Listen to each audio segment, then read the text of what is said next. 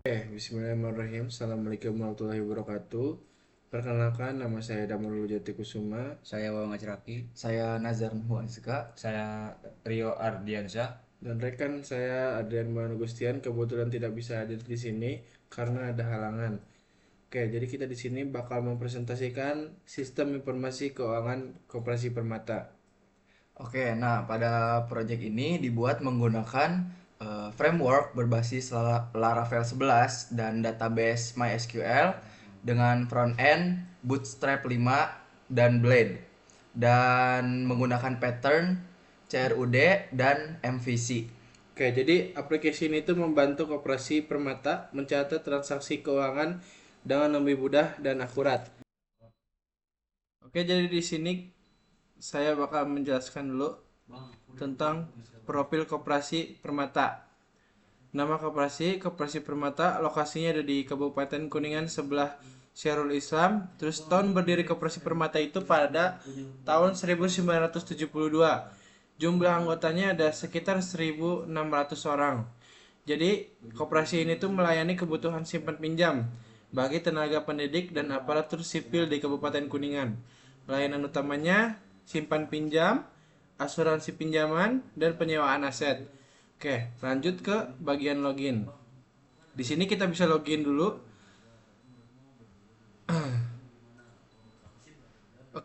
Di bagian dashboard, di sini ada bagian kas masuk bulan ini, kas keluar bulan ini, dan ada saldo bersih.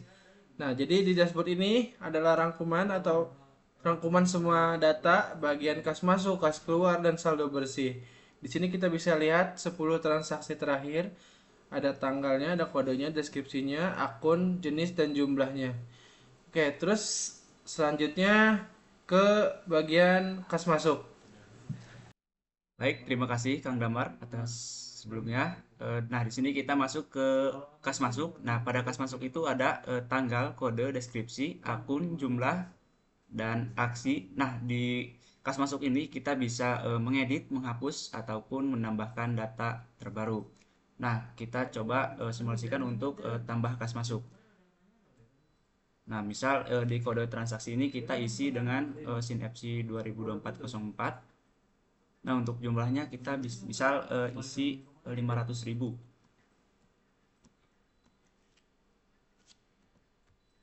Nah, untuk deskripsinya itu bisa kita isi penerima kas. Nah, untuk catatan ini tuh opsional ya. Jadi kalau misalkan mau mengisi ataupun tidak itu gak apa-apa. Kita coba simpan. Nah, terjadi kesalahan itu karena sebelumnya itu sudah ada kode transaksi yang sama. Jadi kita harus menggunakan kode yang berbeda. Kita coba 05. Akunnya itu kita kas, jumlahnya misal 100.000.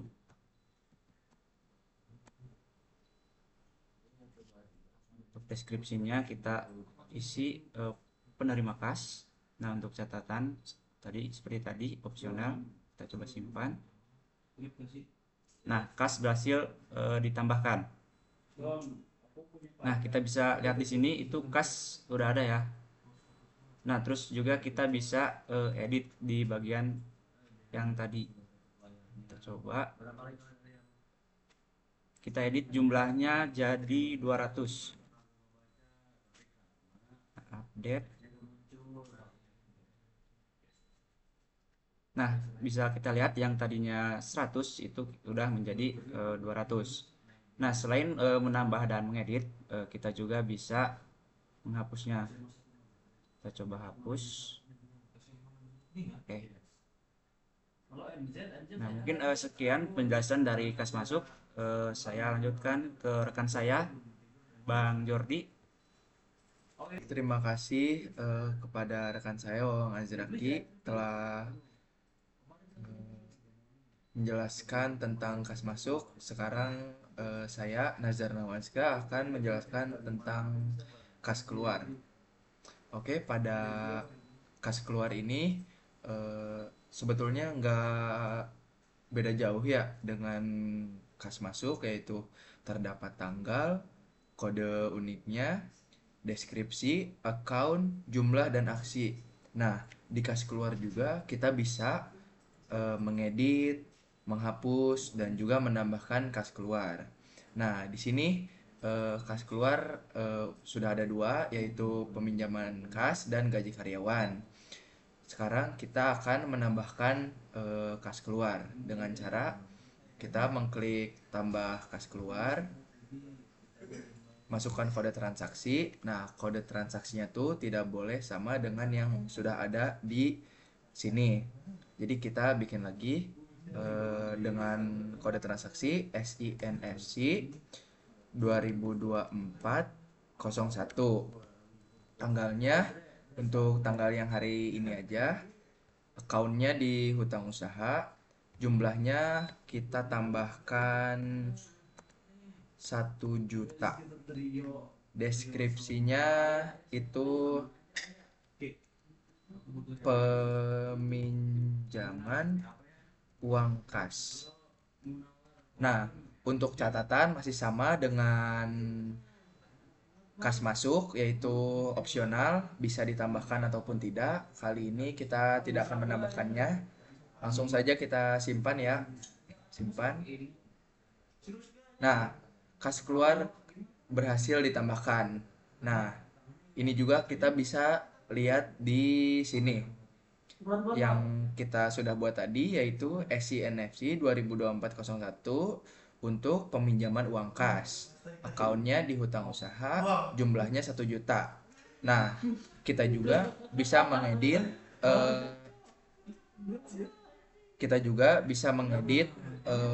jumlah ataupun deskripsi dan kodenya itu di tabel edit sini. Kita klik, coba kita kurangi 0-nya 1 di jumlah, kita update. Nah, berhasil. Ini jumlahnya yang tadinya 1 juta berhasil menjadi 100.000. Nah, selain itu kita juga bisa menghapus. Dengan cara hapus account sini. Kalau kita sudah yakin, kita bisa mengeklik tombol OK di sini. Oke, untuk yang tadi berhasil ditambahkan, kita juga berhasil untuk menghapusnya. Sekian dari pemahaman dari kas keluar ini. Selanjutnya di bagian laporan, saya akan pindahkan ke rekan saya, yaitu Rio Ardiansyah. Baik, kali ini saya Rio Ardiansyah. Pada kali ini saya akan menjelaskan tentang laporan, yang mana di laporan ini bagian dari jurnal umumnya. Nah, di jurnal umumnya ini itu merupakan catatan kas yang masuk dari kas masuk, yang mana di sini ada tanggal, terus kodenya, deskripsi, akun, debit dan kredit. Nah, untuk di jurnal umum ini merupakan memakai sistem debit dan kredit seperti standar akuntansi lainnya. Nah, misalnya nih, kan di sini per tanggal itu udah ada ya, berarti semua kas yang masuk masuk ke sini. Nah, misalnya kita mau akan memfilter nih. Misalnya di sini kita cari tanggal 25. Nah, di sini juga sama.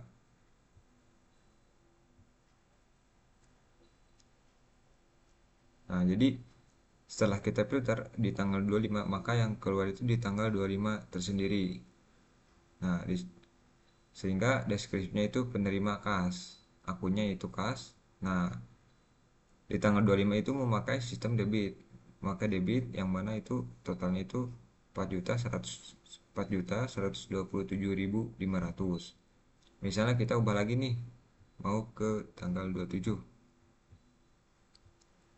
Sama, ini juga kita filter lagi di tanggal 27 di bulan Juni 2026. Oke. Nah, Di sini juga sama nih, tanggal 27 penerimaan kas akunnya, terus debit, menggunakan debit. Nah, jadi seperti itu. Nah, jadi buat jurnal umum itu keseluruhan dari kas yang masuk atau deskripsinya nih. Penerimaan kas, angsuran pinjaman. Jadi catatan keseluruhan transaksi secara lengkap lah di jurnal umum itu. Nah, mungkin selanjutnya ke buku besar. Nah, di buku besar ini merupakan sebuah bisa memilih akun tertentu, lalu melihat riwayat saldo per akunnya itu. Nah, misalnya di sini kita pilih akun nih, akun kas. Kita filter di Juni 2026. Nah,